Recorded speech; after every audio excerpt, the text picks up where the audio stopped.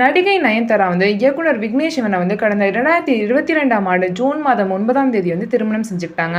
தற்போது பார்த்தீங்கன்னா இந்த ஜோடிகளுக்கு 2 மகன்கள் இருக்காங்க.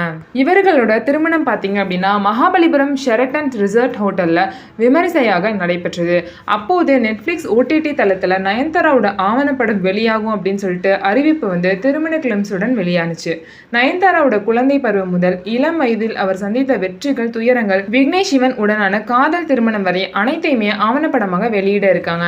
Nayanthara beyond the fairy tale அப்படிங்கிற தலைப்புல உருவாகியுள்ள இந்த ஆவணப்படம் வெளியாவதில் 2 ஆண்டுகள் வந்து தாமதமான நிலையில வரும் 18ஆம் தேதி நயன்தாராவோட பர்த்டேவை முன்னிட்டு அவரது பிறந்தநாள் பரிசாக நெட்ஃபிளிக்ஸ் நிறுவனம் வந்து இந்த ஆவணப்படத்தை வெளியிடவிருக்கு. இந்த நிலையில தனது திருமண வீடியோ வந்து 2 ஆண்டுகளாக வெளியாகாமல் இருப்பதற்கு நடிகர் தனுஷ் தான் காரணம் அப்படின்னு சொல்லிட்டு நயன்தாரா வந்து ஒரு பரபரப்பு குற்றச்சாட்டை முன் வச்சிருக்காங்க.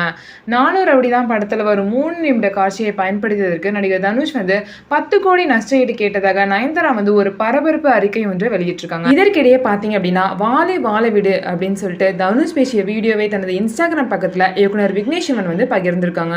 அந்த பதிவில் பார்த்தீங்கன்னா வாழை வாழ விடு, இதையெல்லாம் நம்புற சில அப்பாவி ரசிகர்களுக்காகவது மக்கள் மாறுவதற்கும் மற்றவர்களின் மகிழ்ச்சியை காண்பதற்கும் நான் வந்து கடவுளை மனதார வேண்டிக்கிறேன் அப்படின்னு சொல்லிட்டு தெரிவிச்சிருக்காரு.